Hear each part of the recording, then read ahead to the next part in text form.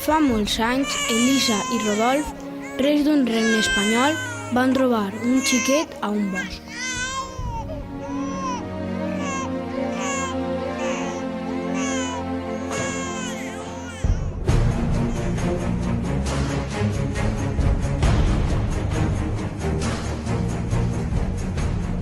Els reis volgueren educar Rotjan, que així el van anomenar.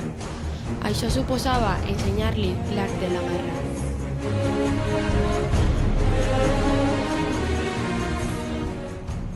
Malgrat l'època, era un regne modern i Rotjan entrenava tant amb xiques com amb xics.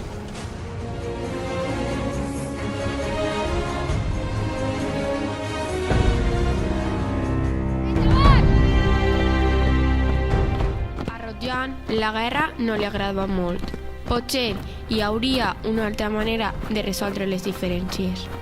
Tot i això ho devia als seus pares.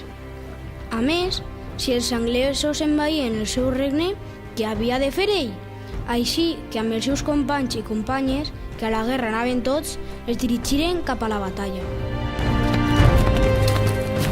Hola, bon matí, la podem ajudar? Hola, ens agradaria si tingueren alguna cosa de menjar.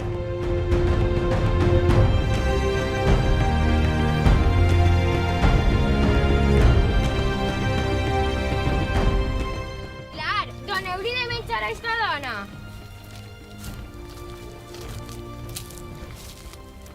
Gràcies, puc fer alguna cosa per vosaltres? Anem cap a aquella muntanya, a la guerra. Vol vindre? No, gràcies, no m'agraden les guerres, però per agraïment et donaré esta caixa. Pot ser que t'ajude en eixa guerra. Gràcies.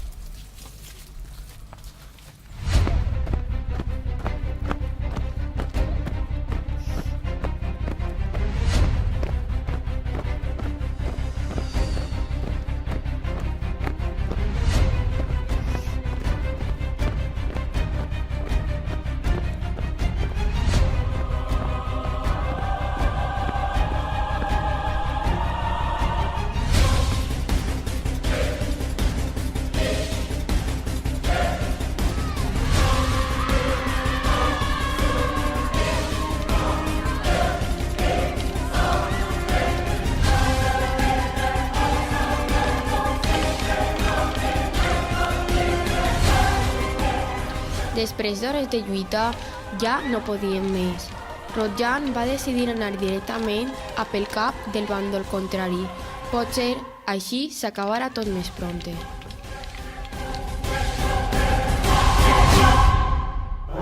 Però quina va ser la seva sorpresa en desencaputxar el soldat. Era una xica molt bona lluitadora.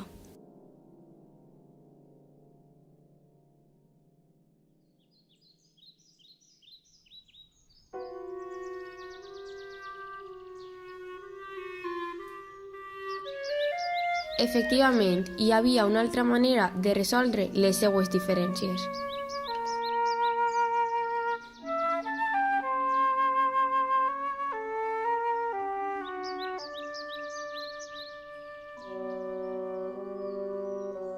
I va passant el temps.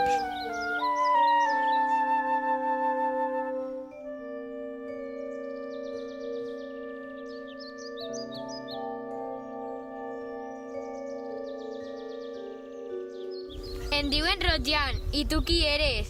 El meu nom és Michelle, sóc la capitana d'aquest exèrcit. Que bé parleu la meua llengua.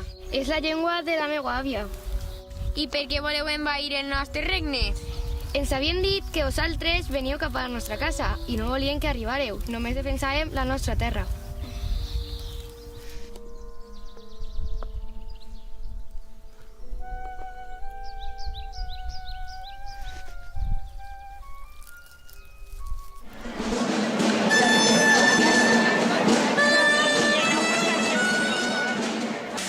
I així va ser com tots, sans i estalvis, tornaren de la guerra al regne, amb nous amics i amigues.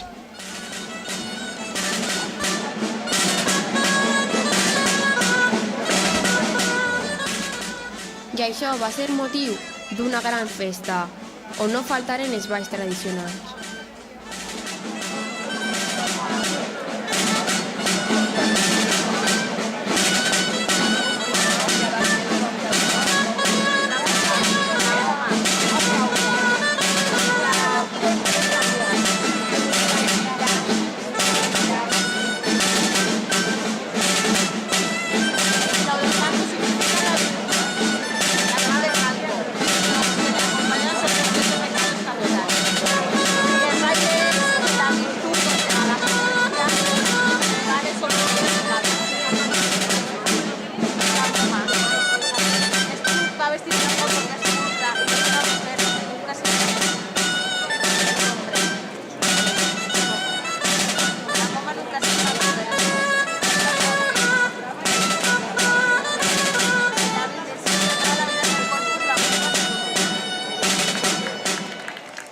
conte contat.